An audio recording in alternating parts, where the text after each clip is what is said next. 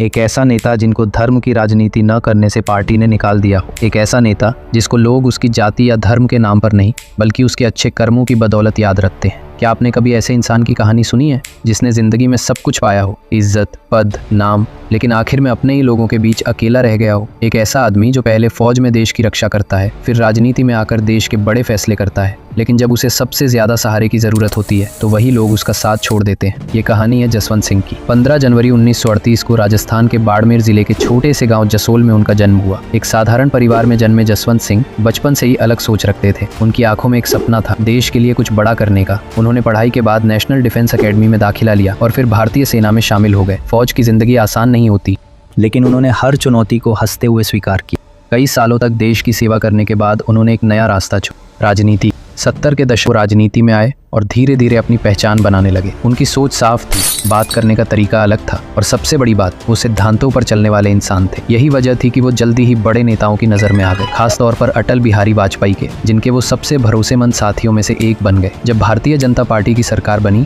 तो जसवंत सिंह को देश के सबसे बड़े मंत्रालयों की जिम्मेदारी दी गई, रक्षा, वित्त और विदेश। 1998 में जब भारत ने पोखरण न्यूक्लियर टेस्ट किए तो पूरी दुनिया भारत के खिलाफ खड़ी हो गई। प्रतिबंध लग गए, दबाव बढ़ गया, लेकिन उस मुश्किल समय में जसवंत सिंह ने हार नहीं मानी। उन्होंने अमेरिका के साथ लगातार बातचीत की, दिन रात मेहनत की और आखिरकार भारत को उस संकट से बाहर निकाला। उस समय उन्होंने जो किया वो हर किसी के बस की बात नहीं थी, लेकिन कहानी यहीं खत्म नहीं होती। असल मोड़ तो इसके बाद आया। जसवंत सिंह हमेशा साफ और सीधी राजनीति करते थे। वो धर्म या भावनाओं के नाम पर वोट नहीं मांगते थे। उनके लिए देश सबसे ऊपर था, लेकिन उनकी यही सोच धीरे धीरे उनकी अपनी पार्टी को ही खटकने लगी।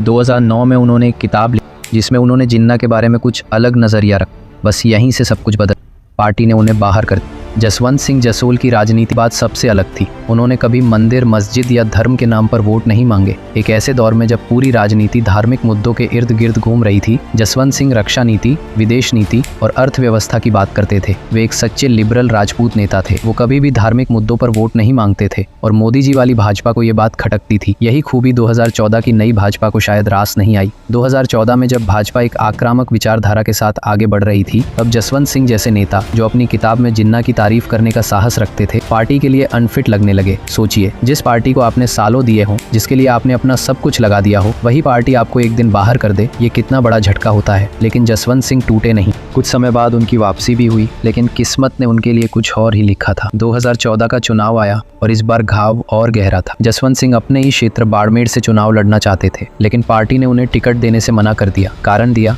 आप बाहरी हैं। ये शब्द उनके दिल में कहीं गहरे उतर गए। ये सिर्फ राजनीति नहीं थी, ये एक इंसान के सम्मान की बात। उन्होंने बगावत की, निर्दलीय चुनाव लड़ने का फैसला किया, लोगों के बीच गए और एक बात कही, बाड़मेर की धूल मेरे माथे का तिलक और जनता ही मेरा इंसाफ करेगी। उनकी आवाज में दर्द भी था और आत्मविश्वास भी। लेकिन राजनीति का खेल अलग होता है। वो चुनाव हार गए,